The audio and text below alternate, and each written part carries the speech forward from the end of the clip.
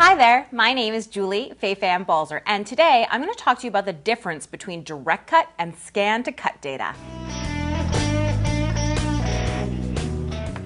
So I've gotten a lot of email questions from people about the difference between scan to cut data and direct cut, and I'm going to use the word lovely here to show you the difference. So if we look at the screen and we go ahead and we choose scan, you can see the first choice is direct cut and the second choice is scan to cut data.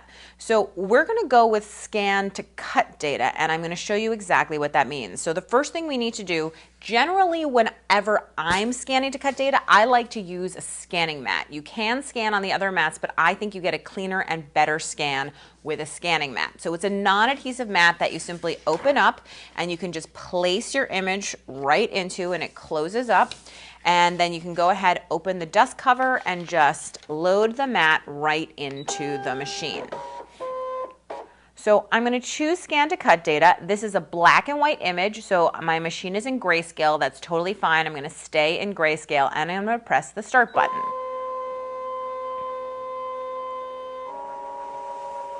So I can see my image on the screen, and I did a previous video that was about the 3 different types of scans that you can see here. So if you're unclear on what the difference is between those, be sure to check that video out. It's a good one. But for right now, I'm just going to grab those red arrows and bring them nice and tight around my image. And when I'm happy with the scan, I'm going to go ahead and I'm just going to say save. And I can save it into the machine. I can save it wirelessly to scan and cut canvas. I can save it to a USB thumb drive, or I can save it via a USB cable direct to my PC. And I'm just going to save it right into the machine. And you can see now that I've created a cutting file because it's telling me that I've saved a file with this name and number right into the machine's memory. So this is a file that I'm going to be able to manipulate. That's what's important. So if I hit OK, and I go home, what you'll see now is if I pull up into the patterns and the saved data from the machine, I can go ahead and I can see that the last thing that I scanned in is in fact this word lovely. It's a cutting file that I can now manipulate. So what I'm going to do, and you can see this red box, this file is made up of lots of little pieces, and this is so that I can edit it at any point and delete things out, but what I really want to do is unify it or unite it. So I'm going to go ahead and I'm going to unify that. And now you can see there's just one red box. So now this file is just one piece. And of course, what this means is I can manipulate it in any way. I can make it bigger. Let's say I want to make it wider but not taller. I can turn off the aspect ratio and I can just make it wider. I can even squash it. I can turn the aspect ratio back on. I can just manipulate it in any way that I want because now it is a cut file that I can use however I'd like to. And so when I'm ready and I like what's going on, I can go ahead and I can load in any little scrap of paper, and I can go ahead and I can now cut this image out. So if I wanted to cut it out of fabric, if I wanted to cut it out of wood veneer, if I wanted to cut it out of foam, if I wanted to make a stamp out of it, whatever it is, I can do that now because it is a cut file. I happen to be cutting it out of paper, but you could literally do anything. So I'm just going to go ahead and I'm going to scan in that paper so that I make sure that I can perfectly place and size my file to fit on my scrap of paper. And then once I have it, I can see it's a little too big for the scrap that I have, so I can go ahead and I can simply size it down.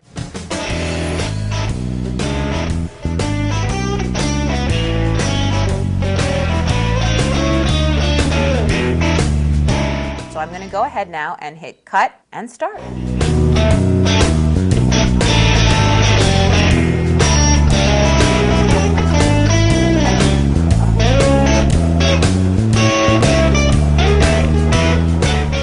Go ahead and unload my cut from the machine, and I'm simply going to remove the excess paper, and then I'm going to bend the mat to carefully pull off my cut, and if any little bits are still clinging to the inside, I can simply pop them out like that. And then what I'm able to do is I can compare my original to my cut, and I think what you'll see is that it's obviously similar, but because this is a cut file, not only was I able to cut it out of a different material, but I was also able to change the way that the cut looked, okay? So now we're going to move on to direct cut, which is an entirely different beast. So now what I'm going to do is I'm going to take this image, my original image, I'm going to place it down onto my mat because we're going to directly cut this out, okay? We're not scanning this to create a separate file. This is the cut. So let me just clean this little excess bits off my mat, and then we'll go ahead and load this right into the machine.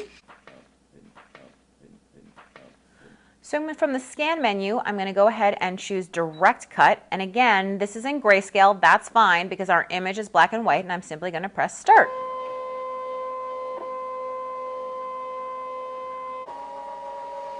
So I can see my image right here on the screen, and I'm going to go ahead and say OK. And then I want to go ahead and drag these red arrows in because I don't want any of those stray marks that are there to show up. Now, the big difference between this and scan to cut data, as you can see, is that what this is doing, and let me zoom in so that you can really see where the cut lines are. The cut lines are going to be the slightly darker lines that you can see around the sort of grayed out image.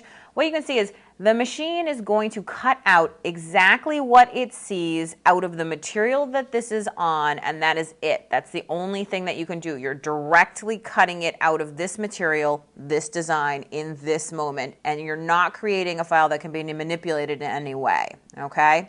So if you want, you can add a small margin. That is the one thing that you can do. Other than that, this is done. It is what it is. So I'm going to go ahead and I'm going to say OK and cut, and we're going to now directly cut this out of this piece of paper. So